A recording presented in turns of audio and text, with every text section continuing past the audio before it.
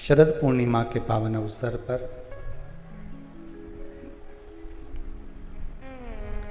बारह महीने में पड़ने वाली पुनित पावन पूर्णिमा शिव महापुराण की कथा को श्रवण करने का सौभाग्य प्राप्त हुआ है। शरीर में रोग है, बीमारी है, काया बेकार हो रही है, तो सीधी सीधी बात शिव महापुराण की कथा कहती है। सुंदर आनंद में श्रवण कर कर आप अपने जीवन को, ये पूर्णिमा शिव महापुराण की कथा कहती है। शरद पूर्णिमा आ रही है, कुछ नहीं करना, पीपल का एक पत्ता, उस पत्ते पर थोड़ा सा चावल, थोड़ा सा चावल, पूर्णिमा की रात्रि को अपने हाथ में लेकर अपने नयनों से लगाकर शरीर पर से स्वयं उतार कर उसको दरवाजे के पास रख दीजिए। पूर्णिमा की रात्रि को पूर्ण होने पर उस चावल को दूसरे दिन सूंघ कर बहते हुए पानी में डाल दीजिए। महाराज कितने भी रोग से ग्रसित हो गए, पीपल का एक पत्ता 52,000 ब्राह्मण की साक्षी कराता है। महाराज बहुत ध्यान देना, पीपल के वृक्ष में स्वयं नारायण का, मेरे कृष्ण का वास है। स्वयं भगवान गीता के अंतर्गत कहते हैं कि मैं पीपल का वृक्ष हूं, नारायण उसी में बसता। 52,000 ब्राह्मणों का वासा एक पीपल के पत्ते में होता है। और आपको पहले भी कथा में कहा, गाय, ब्राह्मण, बहन, बेटी, ये सब काल का हरण करने वाले हो, काल को हरने वाले हो रोग को मिटाइए। शिव का स्मरण करो। पूर्णिमा के दिन चावल का एक आखा दाना, आखा दाना जानते हो, पूरा खंडित चावल नहीं, कितना चावल, एक दाना चावल का शंकर भगवान के शिवलिंग पर समर्पित करिए। एक बेलपत्र जिसका डंडी का मुख अपनी ओर हो, जहां से चावल चढ़ाया है, उस चावल के ऊपर अपनी कामना कर कर रख दीजिए और चंद्रमौली भगवान का स्मरण करिए। कौन से भगवान? शंकर भगवान का सर्वश्रेष्ठ सुंदर नाम है चंद्रमौली। चंद्रमौली भगवान का स्मरण करिए, अपनी कामना कर कर बेलपत्र समर्पित कर कर शिव जी पर एक लोटा पानी, एक जल पात्र समर्पित करो, कलश से जल चढ़ा दीजिए, नयनों में वो जल लगाकर अपनी कामना कर कर वापिस घर को आइए। अगली शरद पूर्णिमा आएगी, जो कामना करी है मेरा चंद्रमौली भोलेनाथ उसे पूर्ण कर ही देगा। शिव उपासना के लिए जितनी 12 महीने में पूर्णिमा पड़ती है, एक एक पूर्णिमा का व्याख्यान वर्णन करेंगे। आज तो कथा का महत्तम दिवस है, पहला दिवस है, तो हम उसको महत्व समझें कि पूर्णिमा का महत्व क्या है, हम उसका महत्व समझें कि शंकर और चंद्र का रिश्ता क्या है, संबंध क्या है।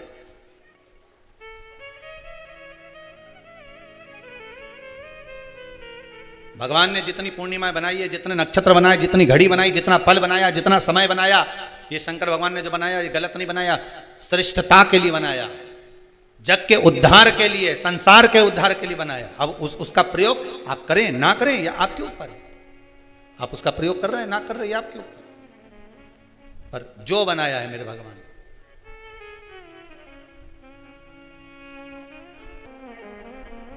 सबसे सुंदर संबंध इस संसार में अगर किसी का है तो समुद्र और चंद्र का है।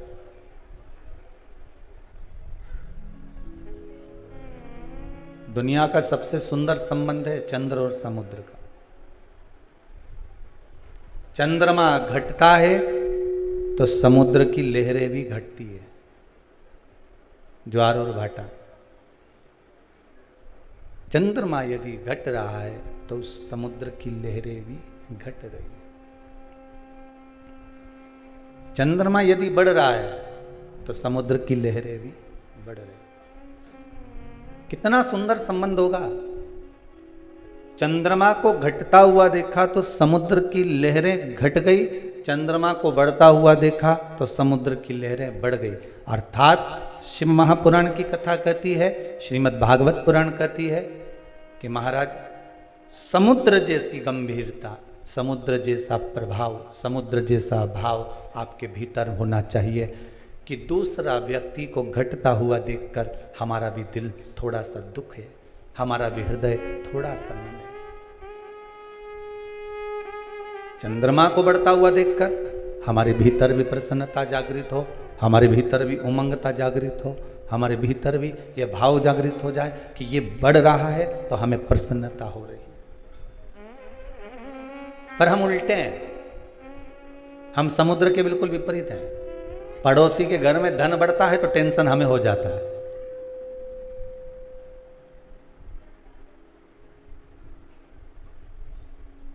चार देवरानी जेठानी है, एक जेठानी के घर में लड़की हो गई, एक जेठानी के घर में छोरा हो गया।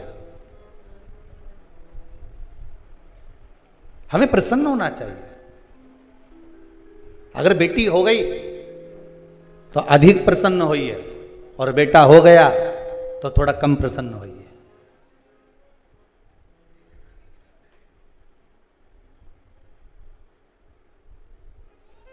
बेटी के होने पर प्रसन्नता 4 गुनी होना चाहिए, और बेटे के होने पर प्रसन्नता थोड़ी सी कम होना चाहिए।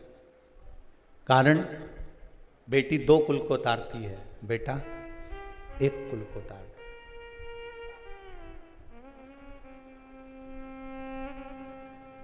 अब जो 2 कुल को तार रही है तो उसकी प्रसन्नता तो अधिक होना ही चाहिए, उसमें प्रसन्नता का भाव तो आना ही चाहिए, उसमें प्रसन्नता का आनंद तो होना ही चाहिए।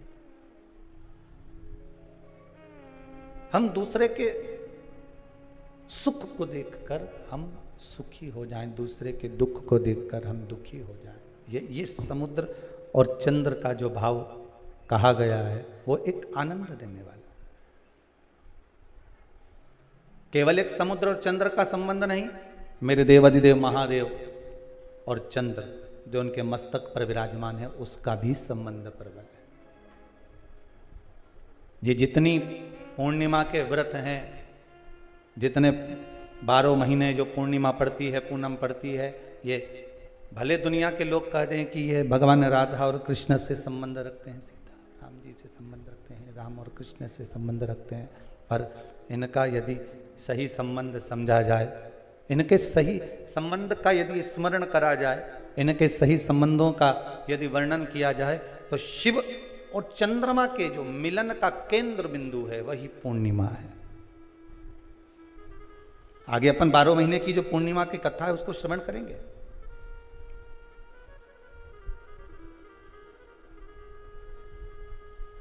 केवल एक पूर्णिमा वहीं तक नहीं रही कि भगवान कृष्ण और राधा जी ने रास किया।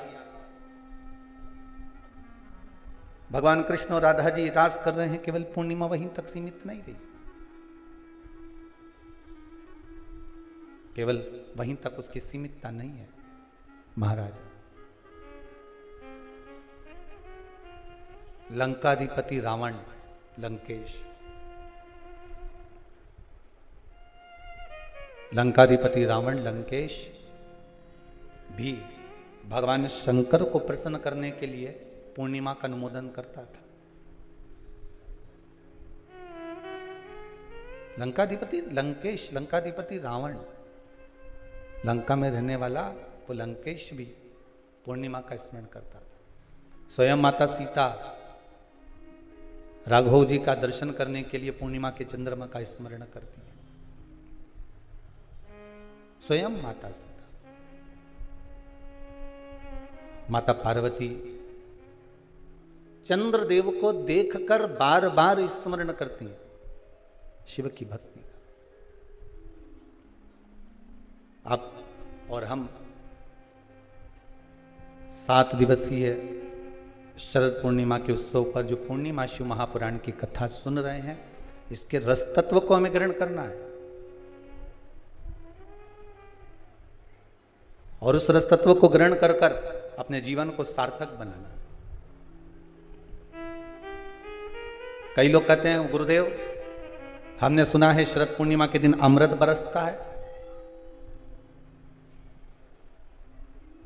इसलिए लोग खीर बनाते हैं तो बाहर रख देते हैं। अमृत बरस रहा, तो शिव महापुराण की कथा कहती है केवल एक अमृत की बूंद है क्या? तो कहा शरद पूर्णिमा के दिन जो आप, हम, संपूर्ण विश्व के लोग, संसार के लोग जो भगवान का भजन करते हैं, रात्रि के समय पर जो भगवान का स्मरण करते हैं, भजन करते हैं, कीर्तन करते हैं, मंत्र जाप करते हैं, नाम जाप करते हैं, यही तो वो अमृत है, यही वो अमृत है। और कोई अमृत दूसरा है ही नहीं, और कोई दूसरा अमृत है ही नहीं।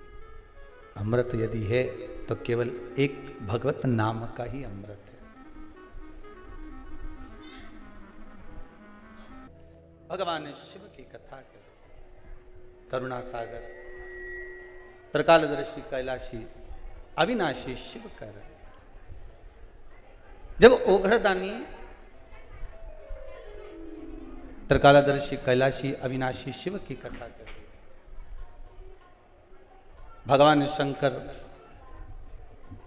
और चंद्रदेव, इन दोनों का भी संबंध बड़ा प्रबल है महाराज, बड़ा प्रबल संबंध।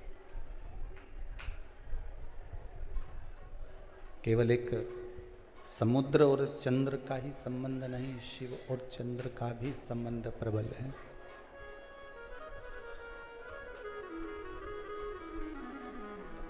एक बात ध्यान रखिए, समुद्र का सबसे बड़ा गुण यही है कि वो घटते हुए चंद्र को देखकर दुखी होता है और बढ़ते हुए चंद्र को देखकर प्रसन्न होता है।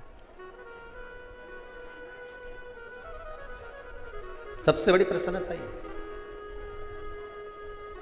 जब व्यक्ति के जीवन का अहंकार, अभिमान निकल जाता है, तो ये विश्वास मानिएगा कि आपके भीतर से विष निकल गया। क्या निकल जाना चाहिए? अहंकार।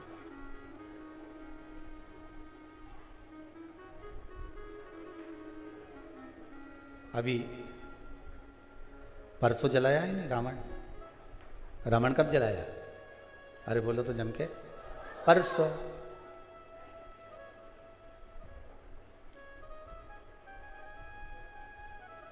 कोई कह रहा था रावण दुराचारी था, ठीक है, पापी था, ठीक है,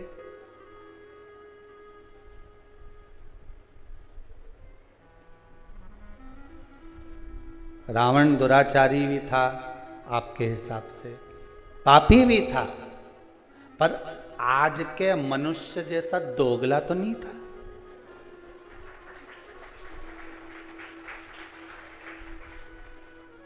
वो पापी था अपनी जगह पर, वो दुराचारी था अपनी जगह पर दोगला नहीं था। आज के जमाने में तो मालूम ही नहीं पड़ता, रावण के 10 मुंह थे वो तो दिखते थे। आज के जमाने में व्यक्ति के कितने मुंह है नजर ही नहीं आते, वो दिखते ही।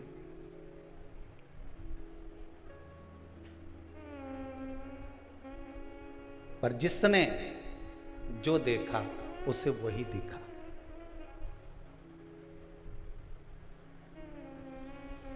रावण ने माता सीता का तो स्पर्श भी नहीं करा जब तक लंका में मां जानकी रही, पर आज तक भी अगर पुतला जलता है तो वो रावण का ही जलता है। पुतला सही मायने में जलना था तो दुर्योधन और दुशासन का जलना था, जिसने तो चीर खींच दिया था।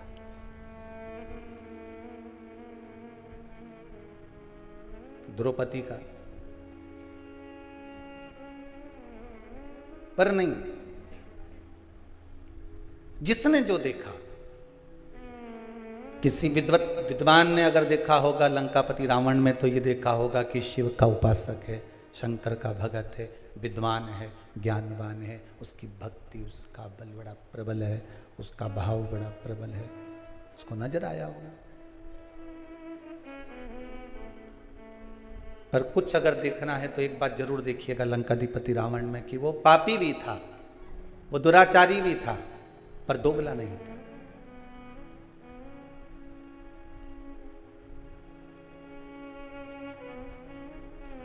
जो किया राम जी सम्मुख में है रावण के। और कितना सुंदर बात है महाराज जी,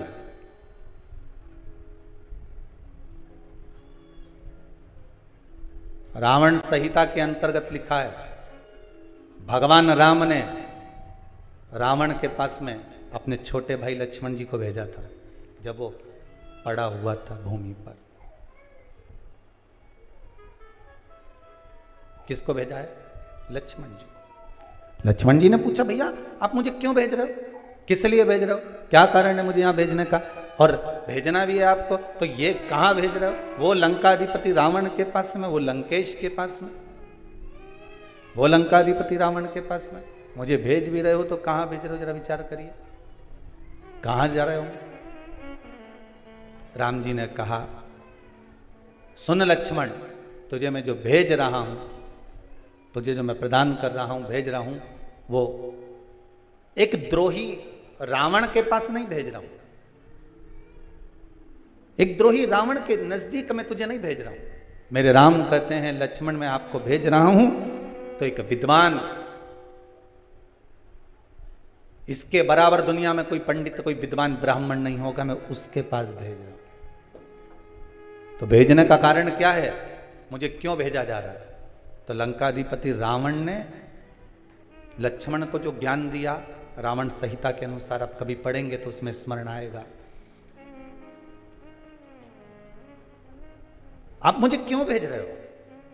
मेरे राम कहते हैं कि जाओ लक्ष्मण, एक बार विद्वान इस लंकाधिपति रावण के चरणों में जाकर पूछो जरा कि क्या चाहता है, उसकी इच्छा क्या है।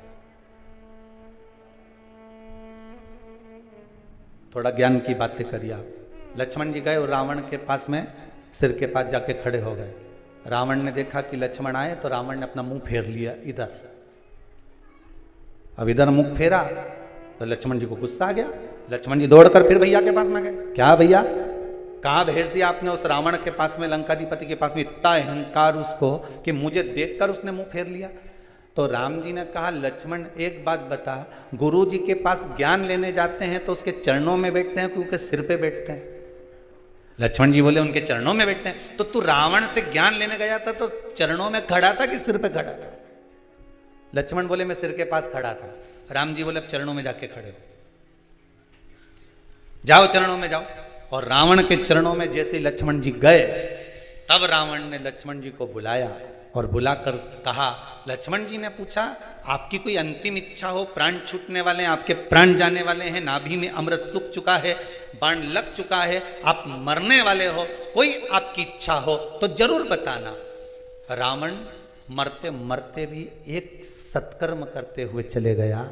शायद दुनिया के लोग उसका वर्णन करें चाहे नहीं करें, पर पूर्णिमा शिव महापुराण की कथा तो इस प्रसंग को अपने जीवन में उतार कर रखना कि मरते मरते रावण एक सत्कर्म कर कर चला गया और लक्ष्मण जी से कहकर चले गया कि हे लखनलाल, मेरे राघव जी से विनती करना, मेरे राम जी से विनती करना कि मेरे जितने राक्षस मरे ये तो मेरे राम जी और लखनलाल जी और उनकी सेना के द्वारा मरे हैं।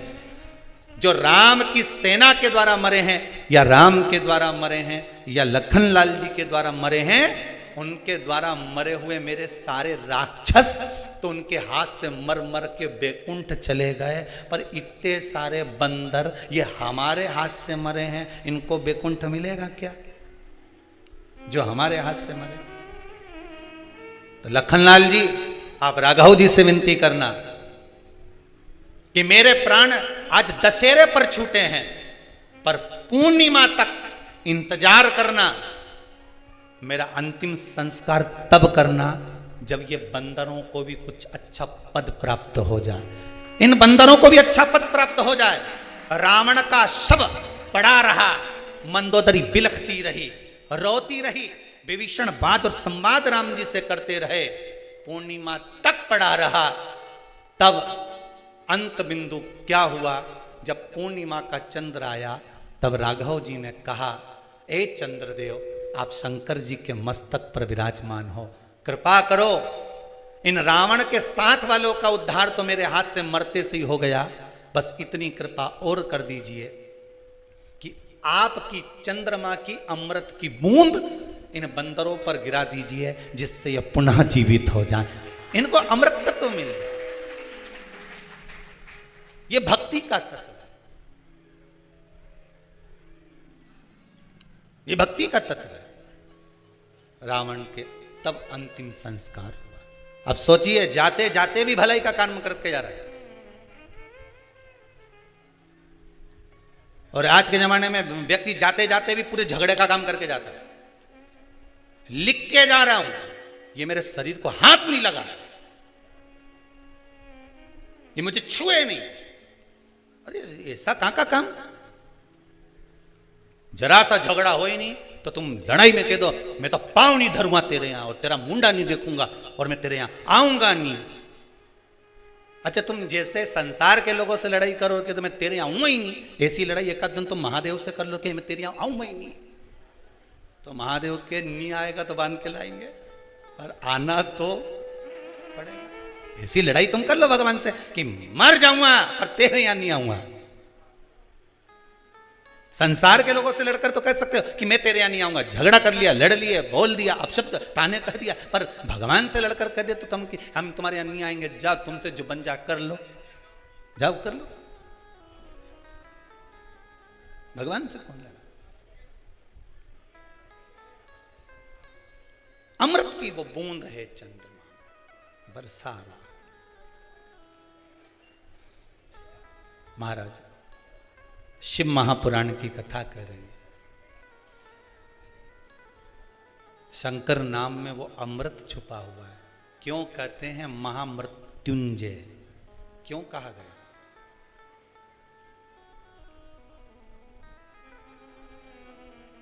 हम सार्वजनिक रूप से तो महामृत्युंजय मंत्र नहीं बोलेंगे, पर वायलिन के द्वारा, वाद्यंत्र के द्वारा आप अपने भीतर से वेद मंत्र का स्मरण, ओम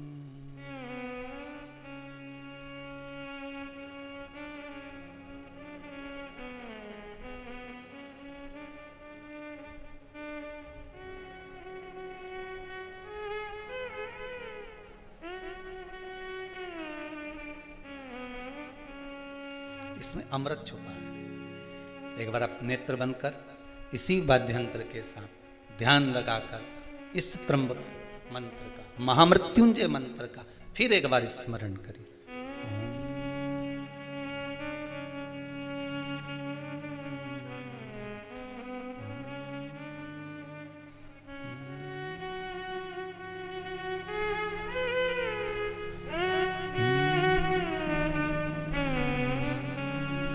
ये वो मंत्र है, शिव का अमृत तत्व इस महामृत्युंजय मंत्र के अंदर छुपा हुआ है।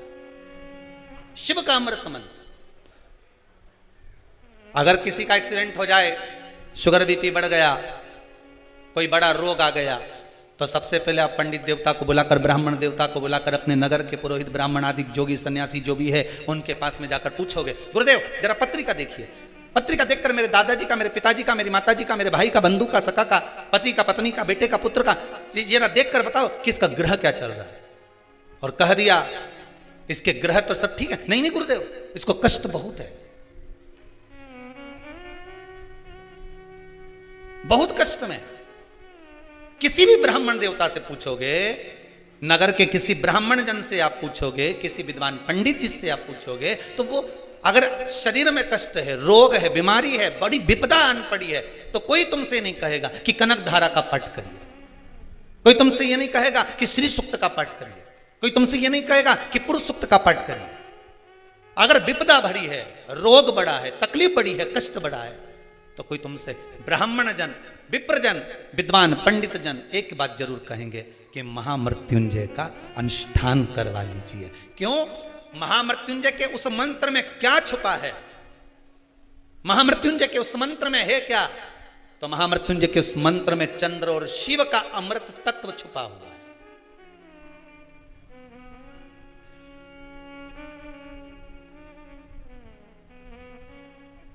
वो अमृत तत्व छुपा है। श्री शिवाय नमस्तुभ्यम ये शिव महापुराण का मूल मंत्र है, जैसे भागवत जी का मूल मंत्र है ओम नमो भगवते वासुदेवाय, रामचरितमानस का मूल मंत्र है सीताराम श्री राम।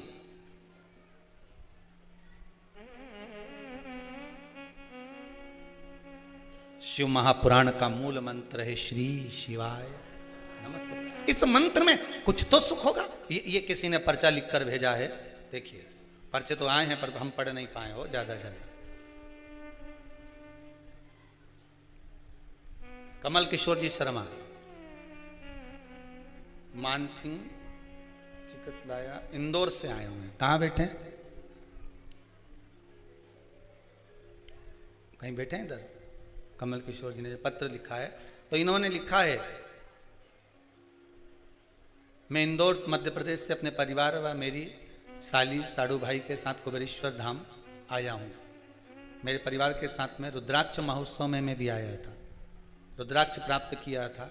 मैंने मेरे पुत्र की नौकरी की कामना करी थी और बाबा ने मेरे बेटे की नौकरी लगा दी है। ये पत्र आया है, जहाँ बैठे होंगे उनका स्मरण होगा। इसी में एक और चीज लिखी उन्होंने कि मेरे पत्नी को भी कोरोना हो गया था 90%, पर बाबा ने खूब लाज रखी है। ये पत्र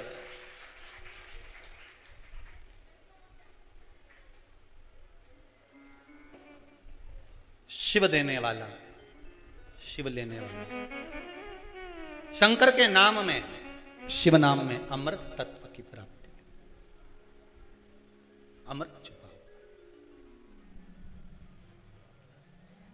आप जब फ्री रहा करो, हम तो कहेंगे कुबेरेश्वर धाम में अगर आए हो, कुबेरेश्वर धाम में अगर पहुंचे हो और बाबा की कथा सुनने के लिए आए हो, तो जितना देर आपको समय मिला करे एकांत में बैठकर कुबेरेश्वर धाम के कंकर में शंकर है, बैठकर नहीं आए, जिस जगह पर बैठकर कथा सुन रहे हो, भोजन बनाते हुए, सोफे पर बैठकर भोजन करते हुए, जिस जगह पर हो उस जगह पर बैठकर शंकर की कथा का स्मरण करते हुए, नाम जाप करते हुए, नाम मंत्र बोलते हुए, श्री शिवाय नमस्तुभ्यम, इस मंत्र का स्मरण करते रहो, जपते। शिव मंत्र है। शिव महापुराण की कथा कर रहे हैं। लंकाधिपति लंकेश, रावण भी अहंकार था, रावण में अभिमान था, दुराचारी भी था मान सकते हैं, पापी भी था मान सकते हैं, कि उसने पाप कर्म करा, माता सीता का हरण करा, सब कुछ मानते हैं कि करा होगा, किया होगा, सब मानते हैं। पर अहंकार, अभिमान, अहम व्यक्ति का जब जाता है तो व्यक्ति आप रूप निर्मल होता चले जाता है। जब अहंकार जाता है तब निर्मलता जाती है। होता है कभी कभी गुल्लक, किस किस के यहाँ पर गुल्लक, बच्चे लोग जो पैसा डालते हैं, है किसी किसी के यहाँ? आप लोगों के यहाँ जितने लोग आस्था पर कथा सुन रहे हैं, एक छोटे से बच्चा, छोटा बच्चा एक गुल्लक तैयार करता है, उस गुल्लक में रुपया डालता जाता है, पैसा डालते जाता है, गुल्लक में रुपया पैसा भरते जाता है, पैसा डाल रहा है, रुपया डाल रहा है। पर विचार करिएगा, एक दिन गुल्लक को अहंकार आ जाए कि जितने रुपए डले हैं सब मेरे। बोलो सही बात है? ये गुल्लक के हैं क्या है? और एक दिन गुल्लक को अहंकार आ जाए कि जितना रुपया डाला ये सब मेरा है, इसमें जितना पैसा पड़ा सब मेरा है, और गुल्लक को अहंकार आ जाए, और एक दिन कहीं का व्यक्ति आए और छोरे ने जो गुल्लक उठाई ने उनके दो दोचा फेंका ने पैसा सब निकल के बाहर आया, तब गुल्लक को समझ में आया कि जब तक मैं फूटी नहीं, जब तक मुझे फोड़ा नहीं, जब तक मुझे तोड़ा नहीं, जब तक मैं टूटी नहीं, तब तक ये धन मेरा था। गुल्लक को अभिमान था जब तक धन मेरा था, और जैसी टूट गई फिर समझ में आया कि ये धन मेरा नहीं था, मैं तो गुल्लक थी, इकट्ठा कर रही थी, दूसरे के लिए जोड़ रही थी, और एक दिन जिसके लिए जोड़ा उसी ने मुझे, हर जम के तो बोलो, तोड़ा। मैंने जिसके लिए जोड़ा उसी ने मुझे तोड़ा, और तोड़ा तो मैंने जिंदगी भर इसी के लिए जोड़ा था, मुझे छोड़ना पड़ेगा, देना पड़ेगा।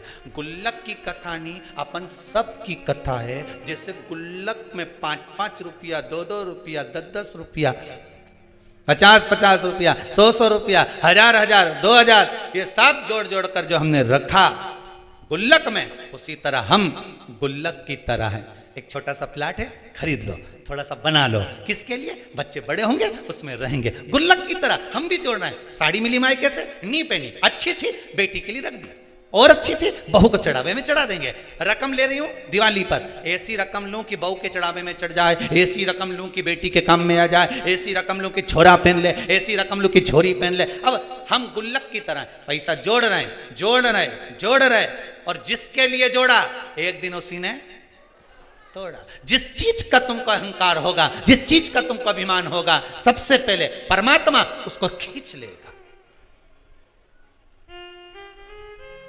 काया का अहंकार करोगे तो सबसे पहले काया जाएगी, धन का अभिमान करोगे तो सबसे पहले धन जाएगा।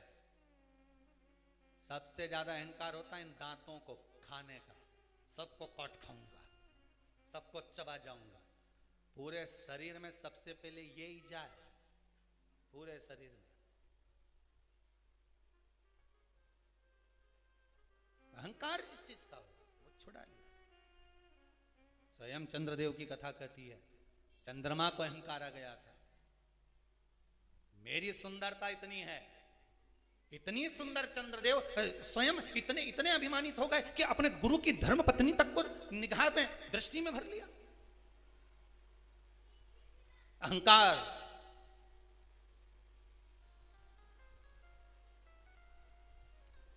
अहंकार जब आता है व्यक्ति समझ नहीं पाता है।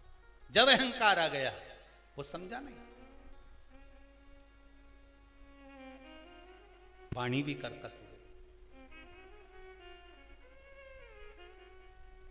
कौवा और कोयल दोनों में सबसे अच्छा कौन बोलता है? जम के तो बोलो जरा। कोयल अच्छा बोलती है, ठीक है। कौवे ने तुम्हारा कुछ बिगाड़ा क्या? अरे बोलो तो जम के। नहीं। कोयल ने तुमको रिश्वत दी क्या? तो फिर तुमने कोयल का नाम क्या को लिया है? कोयल ने ना तो तुमको रिश्वत दी, कोयल ने ना तुमको कुछ एक केरी तोड़ के दी, कोयल ने ना तुमको कभी लड्डू ला के दिया, और तुमसे पूछा कि कौवा और कोयल में जोरदार कौन बोले, तो तुम तुरंत बोल दिए। जितने आस्था चैनल पे कथा सुन रहा है तुरंत बोले कोयल अच्छा बोलती है। तो कौवे ने तुम्हारा क्या बिगाड़ा था रे? वो तो बेचारा श्राद्ध में जिमने भी आए, और नहीं आए तो तुम थाली लेके काव काव करता रहा जाए। इसके बाद भी तुम्हारा पितरों के नाम से आए जिमने, तो भी तुम्हारे मुंह पे नहीं आया कि कौवा अच्छा बोले। तुम्हारे मुख पे आया तो एक ही बात आई ना, कोयल अच्छा बोले। ना कोयल ने तुम्हें रिश्वत दी, ना मोती दिया, ना लड्डू दिया, ना पेड़ा दिया, ना कपड़े दिलाए, ना एक बार कभी दिवाली पे घूमने गई तुम्हारे साथ। ना वो कोयल कभी तुम्हारे को शॉपिंग मॉल में लेके गई कि कभी एक आध बार हैंडसेट दिला दिया हो, मोबाइल दिला दिया हो। इसके बाद भी तुम्हारे मुख पर नाम आया तो कोयल का आया। कौवे ने तुम्हारा कुछ बिगाड़ा? कभी कौवे ने गाली दी, अपशब्द बोला हो, कभी तुम्हारे लिए आड़ा टेढ़ा करा बोला? कभी नहीं। पर कारण केवल एक था कि कौवा बोलता बड़ा बेकार था और कोयल बोलती बड़ा मीठा थी। बस निवेदन यही है, आप किसी को धन दो मत दो, आप किसी को दौलत दो मत दो, आप किसी को संपदा दो मत दो। मेरा निवेदन केवल इतना सा है, घर में जितनी माताएं निवास करती हैं, घर में जितनी बहुएं निवास करती हैं, घर में जितने बेटे रहते हैं, घर में जितने बुजुर्ग रहते हैं, उन सब से निवेदन है कि कौवा ना तो किसी का कुछ बिगाड़ता है और कोयल ना किसी को कुछ देती है तो भी कोयल की बड़ाई होती है। उसी तरह तुम भी कुछ मत दो। रोटी बनाना हो तो बनाओ, नहीं बनाना मत बनाओ, जाओ ने कमरा में सो जाओ, पर मुंडा से जो आवाज निकालो तो कोयल जैसी निकालो, तो दुनिया में तुम्हारा पूछने वाला ढेर हो जाए, ढेर पूछेंगे। बस वाणी की प्रधानता। वाणी ऐसी बोलिए जो मन का आपा खोए, पर आज के जमाने में वाणी ऐसी बोलिए जो जम के झगड़ा होए, पर उससे मत बोलिए जो तुमसे तगड़ा। आज का जमाना तो बोलो, मना नहीं, तुम करो काम ना करो तुम्हारी मर्जी पड़े उतना करो, पर मुख से जो वाणी निकले श्रेष्ठता की निकलना होना चाहिए। जो मुख से वाणी निकले वो अच्छी निकलना होना चाहिए, श्रेष्ठतम।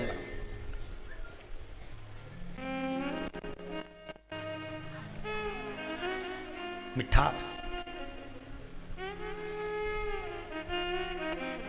महाराज चंद्रदेव, अहंकार भी आ गया था तो वाणी भी कर्कश हो गई थी, वाणी भी कर्कश हो गई थी। अहंकार आ गया तो वाणी कर्कश हो गई। और कैसी कर्कश हुई कि चंद्रदेव ने कह दिया मुख से कि मेरी जो सुंदरता है वो बड़ी प्रबल है। बस इतना कहना था, रोहिणी उनकी ओर आसक्त हो गई, सारी रानियां दुखी हो गई। ससुर को मालूम पड़ा, ससुर ने श्राप दे दिया, चंद्र मैं तुम्हें श्राप, तुम्हारी काया गलने लगे, गिरने लगे, वो काया का रोग तुमको होगा। बस कारण यही शिव महापुराण की कथा कहती है, जिस चीज का तुम्हारे को अहंकार होगा, जिस चीज का तुमको अभिमान होगा, सबसे पहले वही जाए, वही।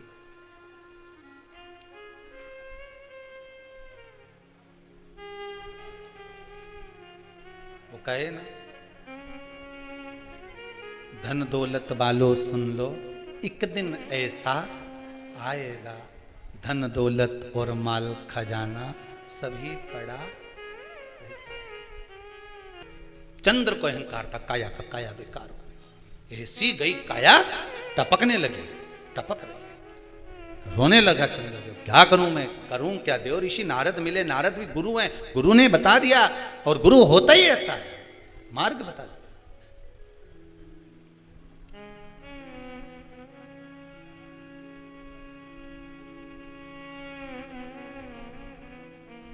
गुरु होता ही ऐसा।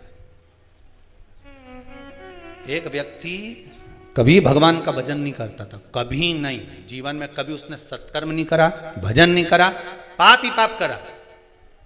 एक दिन उसकी मां ने कहा, क्या बेटा तू दिन भर पाप करता रहता, गलत काम करते रहता।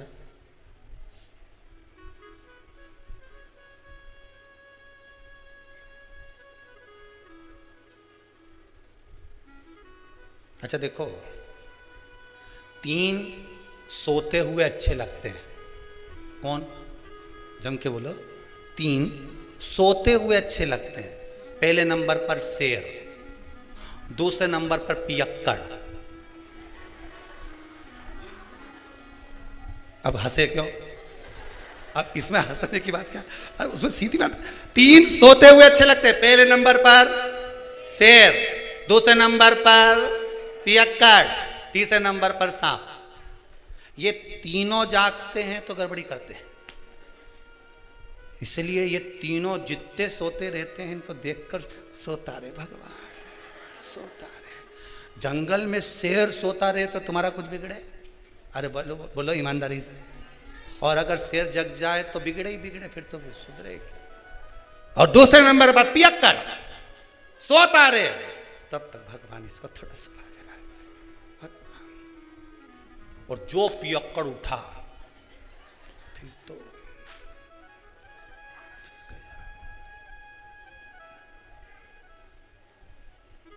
और तीसरे नंबर पर सांप सोता हुआ अच्छा लगता है। कोटर में भरा रहे, एक छिद्र में पड़ा रहे, सोया रहे, अच्छा है। और सांप जब जग जाए तो बिना पुंगी के भी पुंगी बच जाए। 3 सोते हुए, ये जगह 3 ने गड़बड़ी करी, ये गड़बड़ करेंगे, इनको सोन दो। अभिमान जब आया, काया तो एक कहा पाप कर्म में लिप्त था। माँ ने कहा बेटा कभी पुण्य भी कर लिया कर। कोई पुण्य नहीं करूंगा, मेरे को करना ही नहीं कोई पुण्य, मैं तो पाप ही करूंगा। एक दिन माँ उसको कहीं ले गई गुरुजी के दरवाजे पर, और उसने जाकर गुरुजी के दरवाजे पर भी खूब पाप कर्म करा। किसी को गाली दे, किसी को अपशब्द कहे, किसी को ताने दे, पूरे मोहल्ले का कचरा लाके गुरुजी के आश्रम में डाल दे। गुरुजी भी बड़े परेशान, कहाँ से लिया है इसको। फिर भी गुरुजी बोले ठीक है। अब वो जाने लगा, जाते जाते गुरुजी ने बहुत सारी बात एक दिन उसको लकड़ी तोड़ते समय कह दी। तोड़ते तोड़ते लकड़ियों को उतारते उतारते गुरुजी ने उसको बहुत सारी बातें कही। तो गुरुजी ने उससे पूछा, मैंने जो कहा तूने सुना? तो पापी जो जीव था वो बोला, काय को सुनूं, मैं मेरी माँ को कह के आया था, एक शब्द नहीं सुनूंगा तुम्हारा। गुरुजी ने कहा नहीं सुना? नहीं सुना। अरे नहीं सुना तो क्या हुआ, परंतु अब तो सुन ले। क्या? कल शाम को 4 बजे तू मर जाए।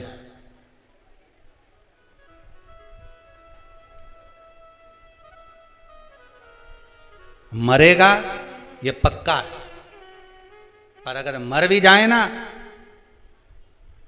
परमात्मा के सामने भी पहुंच जाए, तो परमात्मा से कह देना जो लेने आए उसे एक ही बात कहना।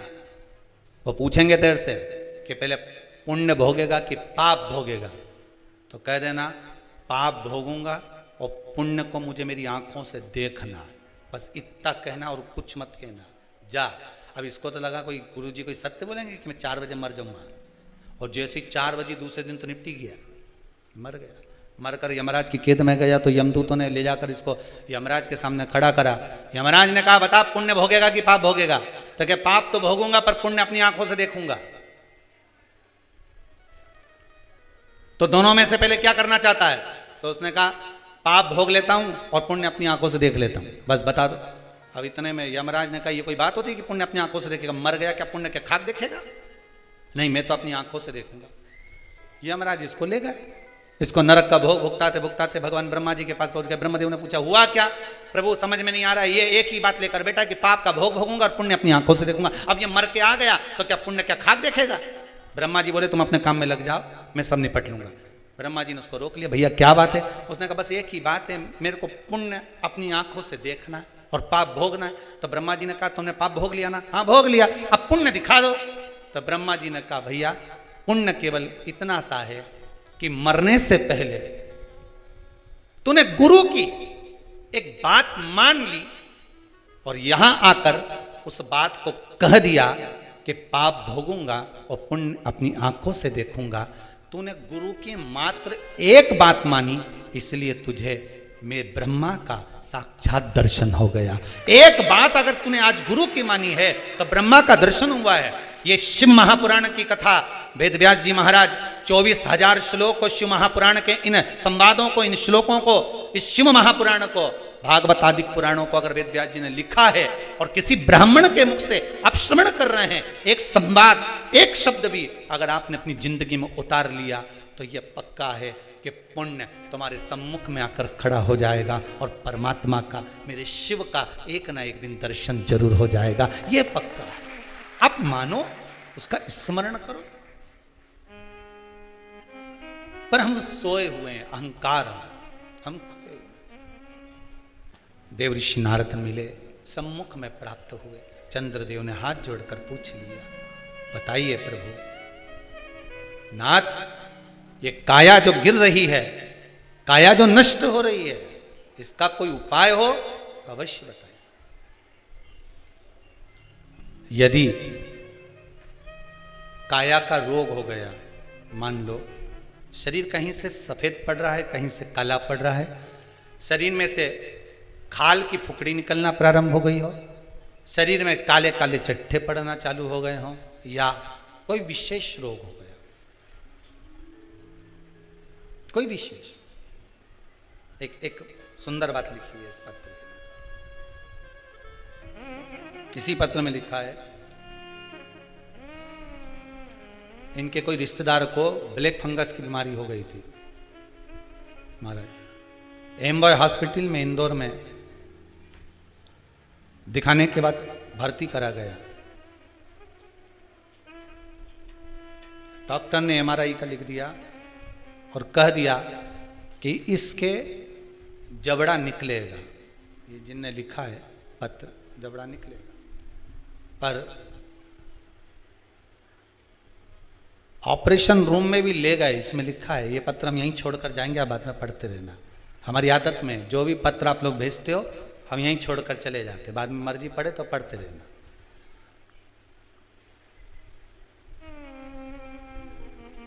डॉक्टर ऑपरेशन रूम में ले गए और ले जाने के बाद बाहर जो बैठे थे उन्होंने श्री शिवाय नमस्तुभ्यम का जाप करना प्रारंभ करा, शिव पुराण पर विश्वास रखा। डॉक्टर बाहर आकर बोलता है कि जो पस भरा था हमने वो निकाल दिया, जबड़ा निकालने की जरूरत नहीं है और श्रेष्ठ है। यही शिव है, शंकर है ही है। अकाल मृत्यु वो मरे जो काम करे चंडाल का, काल उसका क्या बिगाड़े जो भक्त हो महाकाल का। शिव देने वाला। चंद्रमा ने देव ऋषि नारद के चरण को पकड़ लिया। नारद जी बोले क्या हो गया? बस मेरा अहंकार था, इतना अहंकार मुझे काया का था कि मुझे काया के अभिमान में मैं अपने गुरु की धर्म पत्नी को भी अपशब्द कह गया, उसको भी मैंने गलत दृष्टि से देख लिया। जब व्यक्ति को धन का अभिमान आता है, अहंकार काया का हो, धन का हो, वैभव का हो, सत्ता का हो, जिस चीज का व्यक्ति अभिमान करता है उसमें सब कुछ भूल जाता है कि ये मेरी माता है कि ये मेरे पिता है, ये मेरे भाई हैं कि मेरे बंधु हैं कि मेरे सखा हैं। शिव कथा कह रही है अहंकार ना करिए। अहंकार में तीन गए, धन, वैभव और वंश। ना मानो तो देख लो रावण, कौरव, कंस, ये तीनों अहंकार में चले गए। आपका अभिमान, आपका अहंकार आपको परमात्मा से दूर कर देता, भगवान से। अच्छा एक बात बताइए कि कई लोग कहते हैं कि कई तुम जहां जहां जाते हो ना, ऐसे वो जिनके शरीर में ऐसे ऐसे लोग घूमते हैं और घूमने के बाद कहते हैं कि तेरी कुल देवी तुझसे रूठ गई, कहते हैं ना, तेरे से तेरा ये देवता रूठ गया, वो देवता रूठ गया, परमात्मा रूठ गए। तो आप कैसे पहचानोगे कि भगवान आपसे रूठ गया? आप कैसे जान सकते हो कि भगवान आपसे रूठ गया? हमने देवी जी को धोख नहीं लगाई तो देवी जी नाराज हो गई, हमने पिताजी को धोख नहीं लगाई तो पिताजी नाराज हो गए, हमने वो देवता के ये नहीं करा तो वो नाराज हो गए। आपको कैसे मालूम पड़ेगा कि देवता नाराज होते हैं? देवता नाराज होते हैं, याद रखना, संसार में देवता अगर नाराज होते हैं तो कभी किसी का अहित नहीं करते। बहुत ध्यान देना इस बात पर, कभी अहित नहीं करेंगे देवता अगर नाराज होंगे। देवता नाराज होते हैं तो किसी का भोजन पानी बंद नहीं कर देते। देवता नाराज होते हैं तो किसी का खाना पीना बंद नहीं करवा देते। देवता अगर नाराज हुए हैं और आपको मालूम करना है कि देवता मुझसे नाराज हैं, तो कैसे मालूम करोगे? तो केवल एक काम करिएगा, अगर देवता नाराज होते हैं तो सबसे पहले आपकी पूजन पाठ छुड़वा देते हैं। क्या छुड़वाएंगे? रोज मंदिर जाती है, रोज माला उठाकर जाप करती है, रोज गीता जी का पाठ करती है, रोज दिया लगाने जाती है। 4 दिन 5 दिन 6 दिन 10 दिन अगर आप दिया लगाने नहीं गए, मंदिर नहीं गए, पूजन नहीं करी, तो समझ लेना कि देवता मुझसे नाराज हैं, इसलिए मेरा मुंह नहीं देखना, मुझसे नाराज।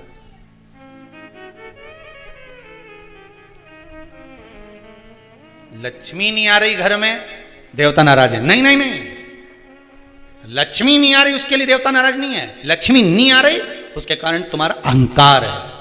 भगवान ने जब दिया था उसको सत्कर्म में नहीं लगाया था। एक बात इससे पहली वाली कथा में कही थी, शरीर चले और तुम्हारे याद है तुम लोगों को? बस उतना याद कर लो, बहुत है। इतनी बात तुम लोग याद कर लोगे ना तो आने वाले समय में 2-1 साल में तो तुम हम बस इतनी याद कर लो। बस हर कथा में से इतनी निकाल लोगे ना तो थोड़ा तो यहाँ समझ में तो आए, लगे तो सही कि कथा अंदर गई।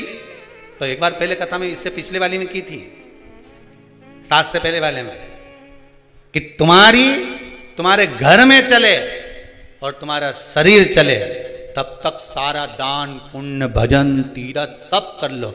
और क्योंकि तुम्हारी घर में चलेगी तभी तुम दान कर सकोगे, सत्कर्म कर सकोगे, भजन कर सकोगे, शरीर सही होगा तो तीरथ कर सकोगे। अब शरीर ही साथ नहीं दे और घर में तुम्हारी नहीं चले तो कोई तीरथ होए कि दान होए?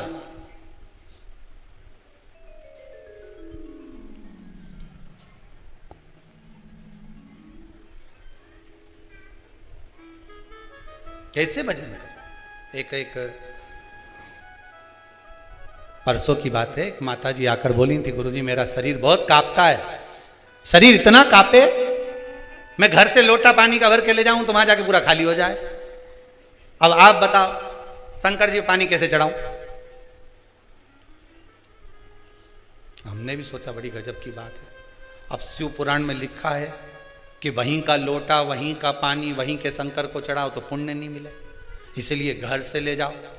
और अगर वहां का चढ़ाओ तो कुछ 1-8 रुपया पानी का जो भरा होगा, जिसने मजदूरी करी होगी, जिसने लाया होगा, तो वो पहले दान पेटी में डालो, उसके बाद चढ़ाओ। तो हमने कहा माता जी एक काम करो, तो मंदिर में से पानी भर लिया करो। अरे गुरुजी भरने को तो भर लूं, पर आपने कहा था थोड़ी सी दक्षिणा चढ़ाओ, मेरे पास तो इतना भी नहीं है कि मैं दक्षिणा चढ़ाऊं। आप बताओ लोटा कैसे लेके जाऊं? हमने मन में सोचा हमें ही मिले ऐसे प्रश्न। अब हमने कहा एक काम करो, तुम मंदिर मत जाओ, तुम तो घर में रहो, भगवान का भजन करो, श्री शिवाय नमस्तुभ्यम जपती रहो। कहा गुरुदेव इससे क्या होगा? हमने कहा बस यही है, घर को अगर तुमने मंदिर बना लिया और घर में ही बैठकर जप लिया, एक दिन स्वयं शंकर जी आकर घर में ही खड़े होकर कह देंगे ले मुझ पर जल चढ़ा दे, शिव खुद आ जाएगा, उसको ढूंढने जाने की जरूरत नहीं पड़ेगी। तेरे मंदिर में आना मेरा काम है और मेरी बिगड़ी बनाना तेरा काम है। तेरे दरवाजे पर मैं आ ही गया, मुझे दर्शन दिखाना तेरा काम। ये वो जान, आप तो उससे निवेदन करो।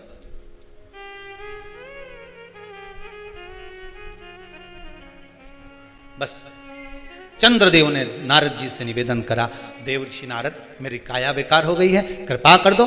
नारद जी ने पूछा भाई हो क्या गया था, ऐसा क्या हुआ कि तुम्हारी काया बेकार हो गई, कारण क्या हुआ ऐसा, हुआ क्या ऐसा जिससे काया तुम्हारी बेकार हो गई? मेरा अहंकार, मेरा अभिमान।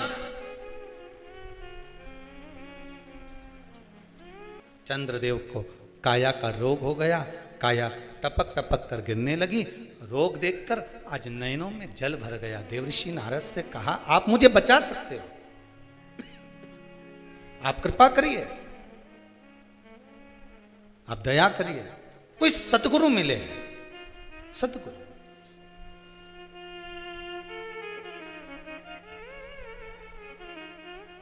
पर गुरु भी गुरु जैसा होना चाहिए हो।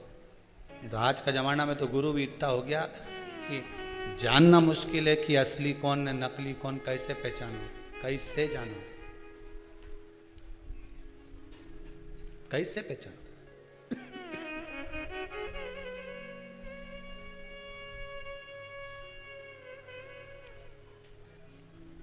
सतगुरु।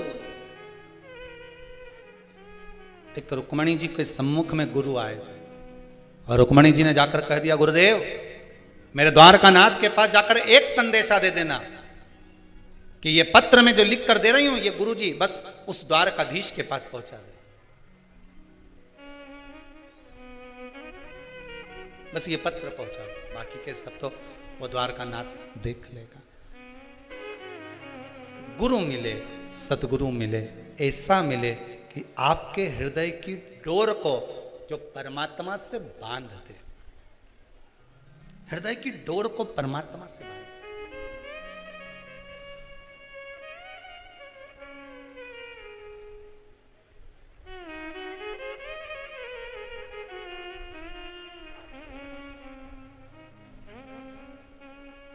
हृदय की डोर,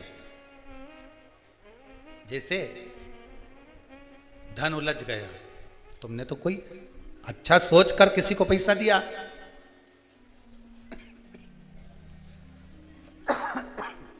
अच्छा सोचकर किसी को धन दिया,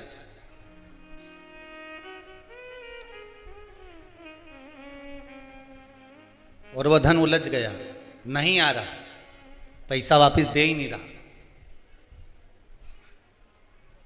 बेलपत्री के पेड़ के नीचे, बेलपत्री के वृक्ष की दो थोड़ी सी बाहर निकली हुई छाल को देख लो, बेलपत्री के वृक्ष की छाल, उस छाल पर कच्चा जो सूत होता है, धागा होता है ना, कच्चा धागा, सफेद कच्चा सूत, उस धागे को बेलपत्री की छाल पर 7 बार घुमा लो।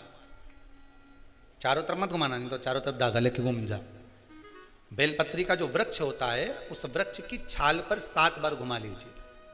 ये केवल शरद पूर्णिमा का ही उपाय है, इसके बाद नहीं करना है इसको, केवल एक ही दिन होगा। बेलपत्री की छाल पर उसको घुमा लीजिए 7 बार घुमाकर, जब वो जनेऊ की तरह हो जाएगा ना उसको उतार लीजिए। बेलपत्री के वृक्ष के नीचे घी का दिया लगाइए, हाथ में उसको रख लीजिए। जिस व्यक्ति को तुमने धन दिया और वो उलझ गया, नहीं दे रहा, पैसा पहुंचा नहीं रहा है, उस छाल पर जो धागा आपने लपेटा है श्री शिवाय नमस्तुभ्यम का स्मरण कर कर बेलपत्री के पेड़ के नीचे कुंदकेश्वर महादेव का नाम लेकर उस धागे को शंकर भगवान को छुआकर महाराज माता पार्वती के चरणों में ले जाकर छोड़ दीजिए। अब विनती कर कर छोड़ दो और निवेदन कर दो, माँ मेरी इतना धन है, इतना पैसा है, विश्वास कर कर मैंने उसको दिया था, वो नहीं दे रहा, माँ से निवेदन करो। फिर कहेंगे संसार वालों के सामने जाकर रोगे तो दुनिया के लोग हंसी उड़ाएंगे। आप किसी से कह दो मेरा 5 लाख रुपए वो लेकर भाग गया, दिया काय को, हमसे पूछा था, हमने कहा था। दुनिया के लोगों के सामने जाकर कहोगे तो हंसी उड़ाएंगे, अच्छा है लेकर भाग गया, अच्छा है डूब गया। हमें किसी के सामने नहीं रोना। द्रौपदी के 5 पुत्र जब मारे गए तो द्रौपदी किसी के सामने जाकर नहीं रोई। द्रौपदी अगर रोई तो परमात्मा के चरणों में जाकर रोई।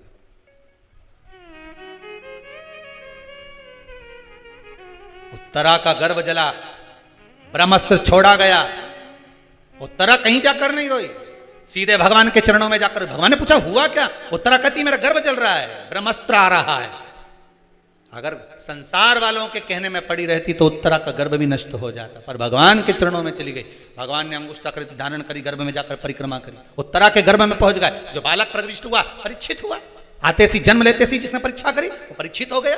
श्रीमद् भागवत में लिखा है संसार वालों के आगे जाकर रोगे तो दुनिया के लोग हंसी उड़ाएंगे, पर परमात्मा के आगे जाकर कहोगे, परमात्मा हंसी नहीं उड़ाता, परमात्मा उस कार्य को सिद्ध करता। उसके सामने जाकर बोलो तो तुम बोलो ही नहीं और परमात्मा के सम्मुख में कहो कि मैंने तो सबके कह दिया, सबसे फोर्स लगा दिया, सबसे सोर्स लगवा दिया, ये करवा दिया। परमात्मा से जाकर निवेदन करो कि मेरा धन उलझा है, मेरा धन मैंने विश्वास रखकर करा था, दे दिया था, माँ अब आपको देना है, भगवान शिव की कृपा से वो पहुंचा दीजिए, आएगा। एक पूर्णिमा पर करके देखने में क्या जा रहा है? शरद पूर्णिमा पर किसी भी समय पर कभी भी करो, पर करो। उलझा हुआ धन मां सुलझा दे, वापिस लाई। उलझ गए चंद्रदेव के आंखों में अश्रु, मुझे काया का रोग हो गया, काया मेरी टपक टपक कर नीचे गिर रही है। देव ऋषि नारद आप सुलझा सकते हो, कोई सतगुरु होगा सुलझाने का प्रयास करेगा, कोई सदगुरु। 300 ऋषि राजा परीक्षित को मिले थे रास्ते में जाते जाते। कोई कह रहा था हम यज्ञ करा देंगे, कोई कहता हम ये करवा देंगे, कोई कहता हम ये करवा देंगे। राजन तेरे पास 7 दिन है। राजा ने मन में सोचा अगर यही सब करता रहा तो भगवान कहां से मिलेगा, नहीं कराऊं।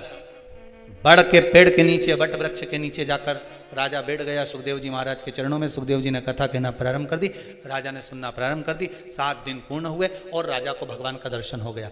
बस यही सुख है। भटकोगे तो भटकाने वाला ढेर मिलेगा,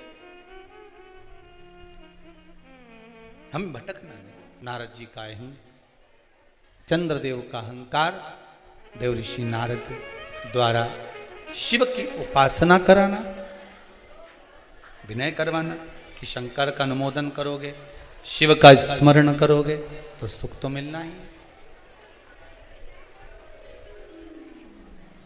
सुख अवश्य मिलेगा। महाराज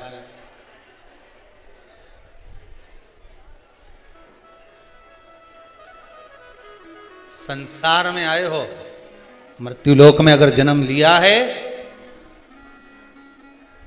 तो सुख और दुख ये चलना है। काहे के लिए जन्म लिया था? माता के गर्भ से जब हम पैदा हुए थे महाराज, तो माता के गर्भ से जन्म लेने के बाद हमारा एक ही भाव था, ये दोनों मुष्टिकाएं बंद थी, प्रयास किया गया, निवेदन किया गया, हे भगवान हमें माता के गर्भ से बाहर निकाल दे, हम भजन करेंगे।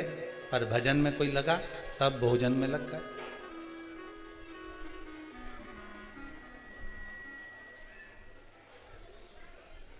चाबी ढूंढने निकले थे, अलमारी के पीछे चाबी ढूंढ रहे थे, मालूम पड़े छिपकली मिल गई। ढूंढ क्या रहे थे? चाबी।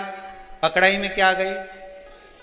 दुनिया में कोई व्यक्ति ऐसा है जो छिपकली ढूंढेगा कि छिपकली पकड़ेगा? अरे बोलो तो सही। वो क्या ढूंढ रहा था? चाबी। मिल गई छिपकली। यही जीवन है।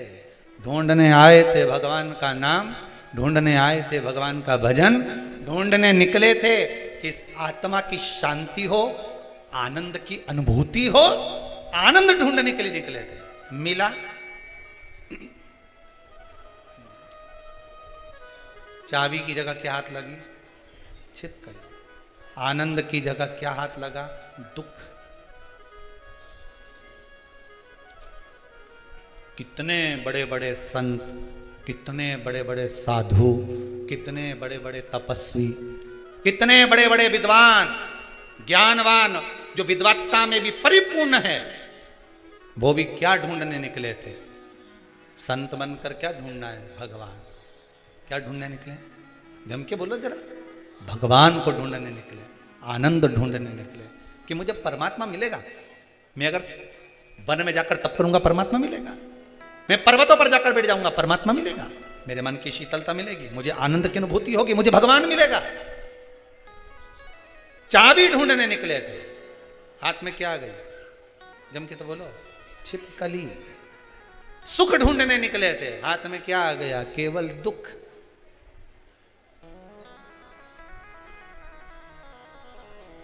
आनंद नहीं मिला, परमात्मा नहीं मिला। तो किसी ने पूछा कि हम भगवान को ढूंढने निकले थे, फिर भगवान हमें क्यों नहीं मिल रहा? क्यों प्राप्त नहीं हो रहा? किस लिए प्राप्त नहीं हो रहा भगवान? तो कहा भगवान तो मिल जाता, पर तुमने ढूंढा तो भगवान को, पर तुम ढूंढने तो निकले थे, पर वो छिपकली इसलिए हाथ में लग गई क्योंकि तुम परमात्मा से दूर हो गए।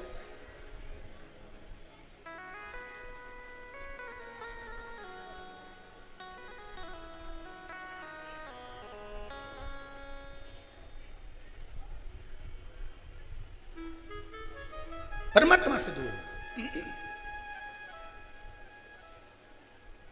भगवान की भक्ति में डूब कर अगर सुख का अनुभव करोगे तो वो मिलेगा। महाराज देव ऋषि नारद ने कह दिया, चंद्रदेव शंकर जी की आराधना करो। समुद्र के किनारे पर बालू रेत का शिवलिंग बनाया, बालू रेत का शिवलिंग बनाकर उसकी आराधना करी। अब देखिए कंकर में शंकर है।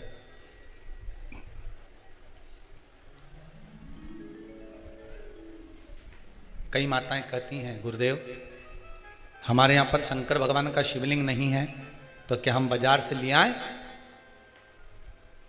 और हमारे यहाँ पर शिवलिंग है तो वो बड़ा है, तो क्या हम उसको पीपल के पेड़ के नीचे छोड़ आए?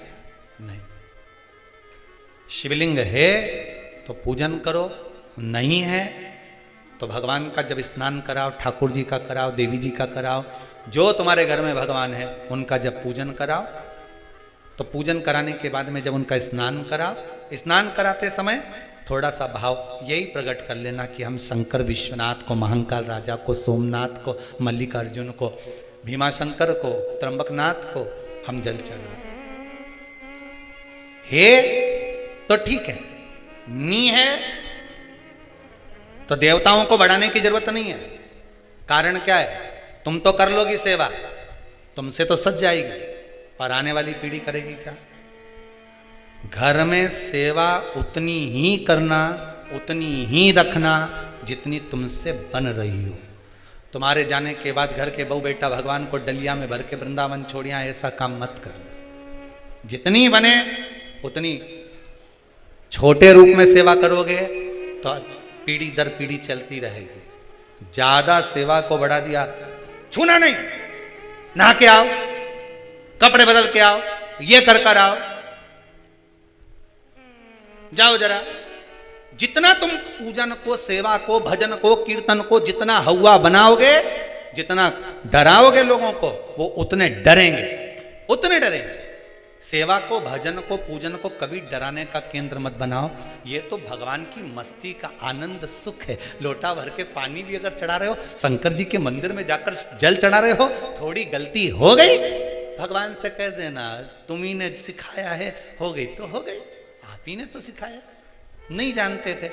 अब धीरे धीरे धीरे धीरे लोगों को शिव महापुराण सुनते सुनते मालूम पड़ रहा है कि शंकर की कैसे पूजन करना चाहिए, बेलपत्री कैसे चढ़ाना चाहिए, जल कैसे चढ़ाना चाहिए, धतूरा कैसे चढ़ाना चाहिए, चंदन कैसे चढ़ाना चाहिए, काली तिल कैसे चढ़ाना चाहिए। ये लोगों को ध्यान में अब आ रहा है धीरे धीरे। पहले नहीं मालूम था तो हो गई, गलती हो गई, स्वीकार, हमने गलती करी। शिव पुराण कह रही है, भगवान शंकर की कथा कर रही है। चंद्रदेव ने भगवान शंकर की आराधना करी, बालू रेत का शिवलिंग का निर्माण करा है महाराज जी। शिव महापुराण की कथा में आता है, देवराज नाम का ब्राह्मण जो गलत कर्म करता था, चोरी करता था, शरीर में ताप पड़ने के बाद में जब वो शंकर के मंदिर में जाकर कथा सुना और थोड़ी सी कथा सुनकर बाहर निकला, तो उसको केवल कथा का एक तत्व उसके जीवन में उतर गया था, अंश मात्र उसके जीवन में उतर गया था, उसको परमात्मा मिल गया था, अंश मात्र। बिंदुक की धर्म पत्नी चंचुला देवी बार बार कथा में आया, पार्वती जी ने उससे शिव महापुराण की कथा करवाई। क्या करती थी वो चंचुला? काशी में जाकर उसने करा क्या था? पति के जाने के बाद बिंदुक जो पानी में डूबकर मर गया, प्रेत योनि में चला गया, पहले भी कथा में कहा, पानी में डूबकर मरा हुआ व्यक्ति, सर्प के डसे से मरा हुआ व्यक्ति और स्त्री के हाथ से या स्त्री के चक्कर में मरा हुआ व्यक्ति ना तो देव योनि में जाता है, ना तो बैकुंठ जाता है, ना नरक जाता है। वो तो बीच का प्रेत बनकर भटकता रहता है, उसकी गति नहीं होती, उसका मोक्ष नहीं होता।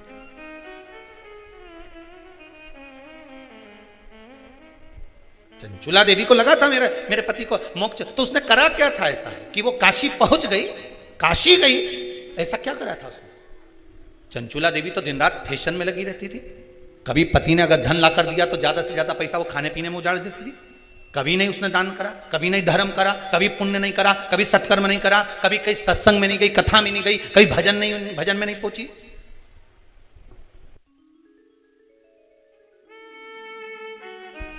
फिर उसने करा क्या?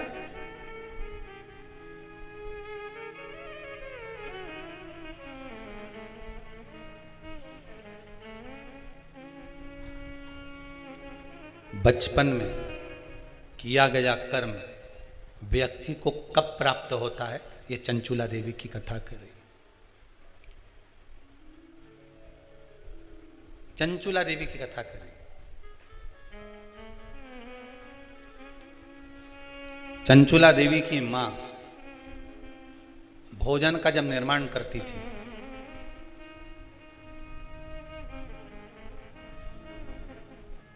ध्यान दीजिएगा जरा, बहुत सुंदर संवाद है।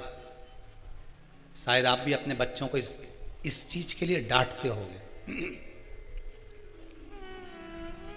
शायद।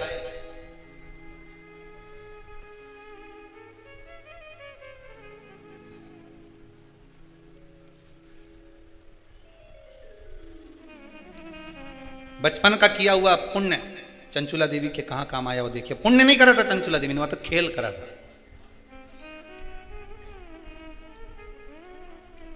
किस जगह पर काम आया?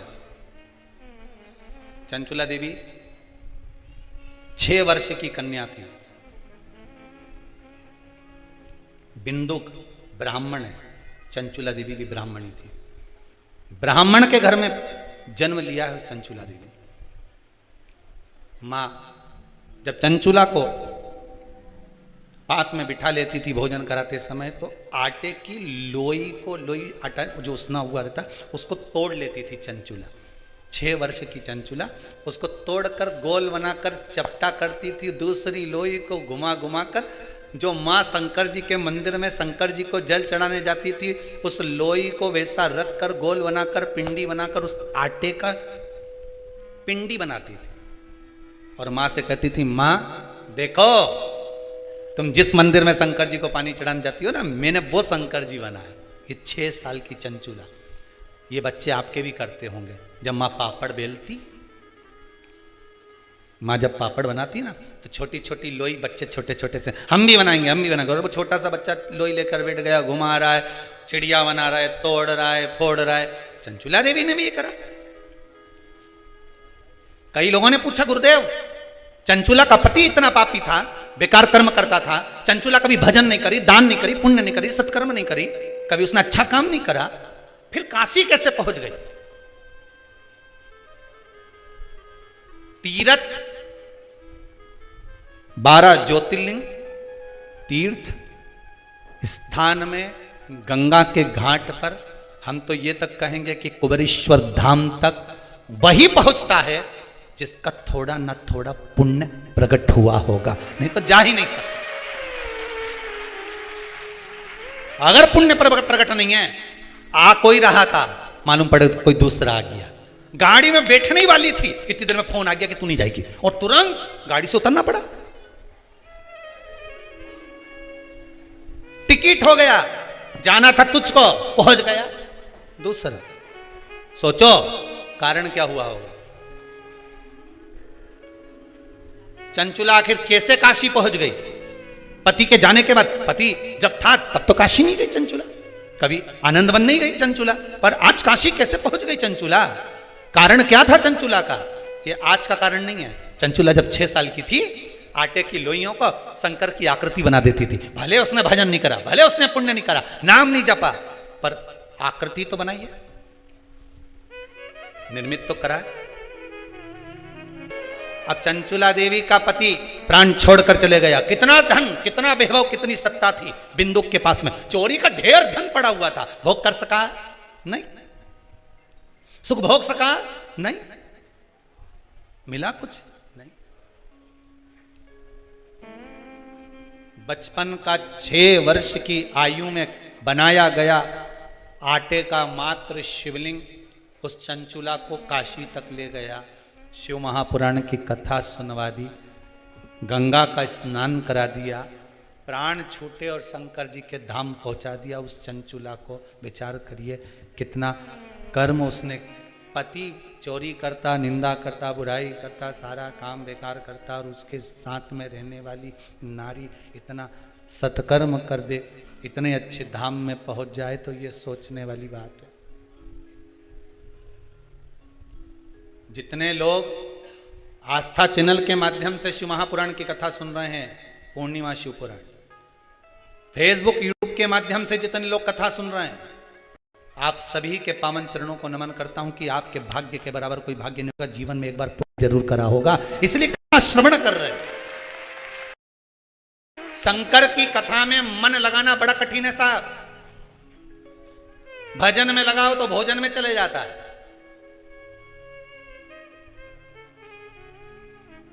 कथा में लगाओ तो फिल्म में चले जाता है। केवल बटन का अंतर है, रिमोट तुम्हारे हाथ में ही है। इधर से इधर दबा दिया तो अभी गाना चालू हो जाएगा, नाटक चालू हो जाएगा, फिल्म चालू हो जाएगी, और इधर से इधर दबा दिया तो आस्था चैनल चालू हो। ये बटन दबे नहीं तो सत्संग मिले, और बटन नहीं दबे इधर की इधर दब गई, बस यही बुद्धि है। इसको परमात्मा ने बटन अपने हाथ में रखी है। आपने बचपन में कोई सत्कर्म करा होगा, कोई अधोगति के अंतर्गत परमात्मा का स्मरण अधेड़ी में, बुढ़ापे में, बचपन में, जवानी में कभी तो नाम जपा होगा, उसका पुण्य मिला। शिव पुराण ऐसे नहीं मिल जाते। कहां पहले लोग गांव की कथा हो रही है। पहले लोगों ने शंकर जी के शिवलिंग को ले जाकर पीपल के पेड़ के नीचे धर दिया। कोई ने कह दिया शंकर जी के मत पूछो, सब उठा उठा के धरिया है। अब सब पीपल के पेड़ के नीचे से वापिस शंकर जी घर लिया है।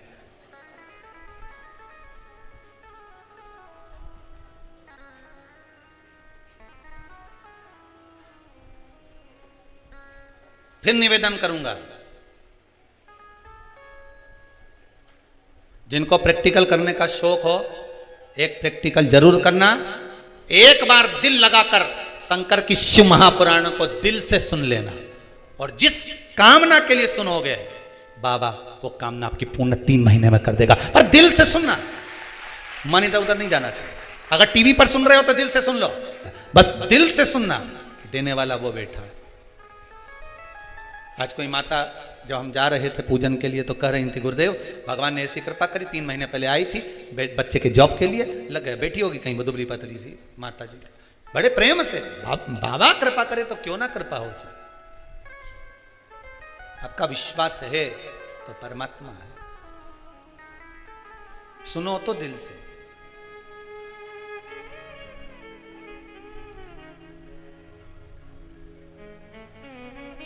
तुम किसी से फोन पे बात कर रहे हो, बोलो तो सही, अब तुम बोले जा रहे और उधर से आवाज ही नहीं आए किसी की, सामने वाला बोलेगा ना हाँ हाँ हाँ तो तुम बोले जाओगे ना। अब वो तुमने बोले जा रहे उधर से ना तो हाँ होए ना हूँ होए। कहाँ गए? हेलो हेलो, अरे हेलो। अब ऐसा लग रहा काट दिया। फिर इतनी देर में बोला फिर चालू हुआ। हाँ ऐसा हुआ था, तुम्हारी बहन ऐसी कह रही थी, तुम्हारा भाई ऐसा बोल रहा था, तुम ऐसा बोल रहे थे। फिर वो बोलता हाँ हूँ। बस यही हमारा जीवन है। कथा में मन उसी का लगता है जो शंकर भगवान बैठा है और तुम फोन करके 3 घंटा लगाकर बैठे हो। वो शिव पुराण मतलब 3 घंटा तुम भगवान से बात कर रहे हो। अब उधर से हूँ हाँ हूँ हो रही है तो मन लगा है, हूँ हाँ हूँ होना बंद हो जाए तो समझ लो फोन कट गया। अब तुम कहते जाओ हेलो, अब मन लगाओ कथा में जाएगा। जब तक वो हूँ हाँ कर रहा है, जब तक वो बैठ कर डोर पकड़ा हुआ है, तब तक कथा में मन लगा हुआ है। फोन कटा, फिर तुम बोलते रहो हेलो हेलो हेलो, तो कोई हिले ना हूं ना। फिर वही पुरानी कथा याद कर लो, पीछे वाली। तुम निकल के जा रहे थे, कोई ने आवाज लगाया हे भेरू, तुमने नहीं सुना, भेरू नहीं सुना, तुम जम के चिल्लाए हे भेरू। उसने पलट के देखा कि नहीं देखा?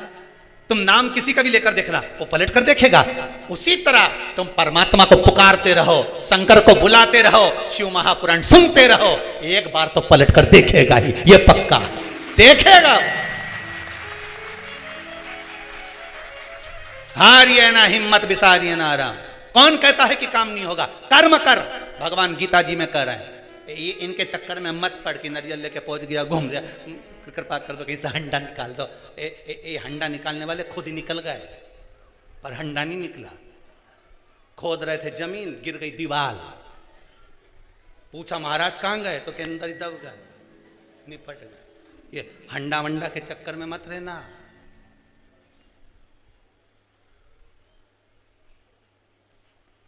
कई लोग के महाराज हमारी दुकान पे किसी ने कुछ कर दिया इसलिए हमारी दुकान नहीं चल रही। अगर ऐसे करने वाले होते तो ना जाने वो अंबानी और मोदी पे कब का कर देते। बोलो तो सही है कि गलत है? ऐसे करने वाले होते तो ढेर पड़े।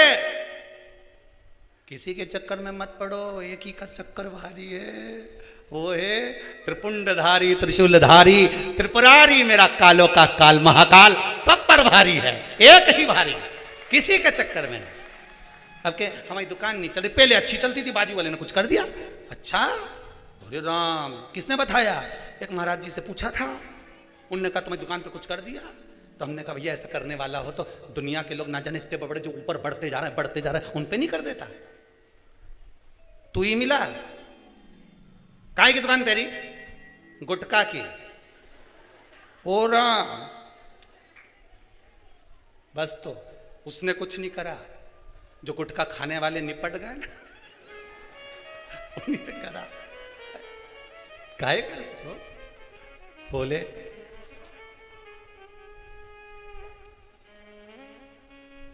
शिव कह रहे, शंकर की कथा कह रही है, इस मन को परमात्मा में लगा लो।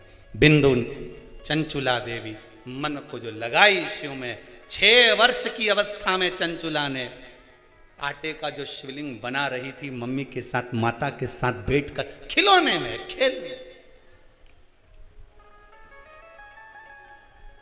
पुराने जमाने के बच्चे खेलते भी थे तो भगवान से खेलते थे। बोलो सही है कि गलत है? कहीं गणेश जी की मूर्ति उठा लाएं पुरानी, कहीं लक्ष्मी जी को उठा लाएं, कहीं इतना सा खेल खिलौना पहले दिवाली पे मिलती थी वो चक्की और खिलौना और ये और वो, उससे खेलते थे। आज का जमाना में तो दिन भर मोबाइल लेके खेलता रहे, गाड़ी इधर से उधर। अब भगवान से खेलते थे तो कहीं उसका पुण्य तो खाते में होता था कि नहीं होता था? पुण्य मिल जाता था। पार्वती जी ने करा क्या था? 4 साल की अवस्था में माता पार्वती बालू का शिवलिंग बनाती, पूजन करती, पत्तियां तोड़ कर शंकर जी पे चढ़ाती, भगवान का भजन करती रहती, श्री शिवाय नमस्तुभ्यम ओम नमः शिवाय जपती रहती। भगवान को उसका पुण्य फल मिला, पार्वती जी को, शंकर जी मिल गए। फल तो प्राप्त हुआ, आनंद तो प्राप्त हुआ। मिला। प्रेत योनि से छूटने के लिए चंचुला देवी ने शिव महापुराण की कथा करवाई। अहंकार को त्यागने के लिए, अभिमान को तोड़ने के लिए देवऋषि नारद ने चंद्रदेव से शंकर की आराधना कर। श्रवण करो, अहंकार को जब त्यागने का समय हो, एक बात बहुत ध्यान दीजिएगा, भीतर अगर अभिमान है शिव नहीं मिलेगा। हे शंभो, हे त्रिकालदर्शी, हे कैलाशी, हे अविनाशी, हमसे नहीं बन सकता। अहंकार जाएगा तब भगवान मिल पाएगा। बिंदु प्रेत योनि से मुक्त होने के लिए चंचुला देवी शंकर की आराधना करवाती हैं। शिव महापुराण की कथा स्वयं तुमरुका जी बाचते हैं, चंचुला देवी श्रवण करती हैं। बिंदु प्रेत योनि से मुक्त होने के लिए सुनते हैं। ऐसी पावन पूर्णिमा शिव महापुराण की कथा चल रही है। पावन 12 महीने में पड़ने वाली पूर्णिमा शिव महापुराण की कथा श्रवण कर रहे हैं अपन सब अपने घरों में बैठकर। कल से 12 महीने पड़ने वाली पूर्णिमा का चरित्र, कैसी पूर्णिमा का क्या व्याख्यान है, क्या वर्णन है, उसको श्रवण करेंगे, स्मरण करेंगे, भाव से सुनेंगे। आज की कथा को यहाँ विराम की ओर लेते हैं, कल कथा में फिर आगे बढ़ेंगे। सुंदर सुंदर चरित्रों का स्मरण करते हुए, सुंदर भगवान शंकर के द्वार पर भगवान शिव ईश्वर जी और माता पार्वती गौरा जी बनकर बड़े आनंद से, ईश्वर जी और गौरा जी गणगौर बनकर भगवान आनंद से कथा श्रवण करने जाते हैं। ईश्वर जी और गौरा जी का दर्शन हो रहा है, भाव भक्ति से दर्शन करेंगे। हर हर महादेव।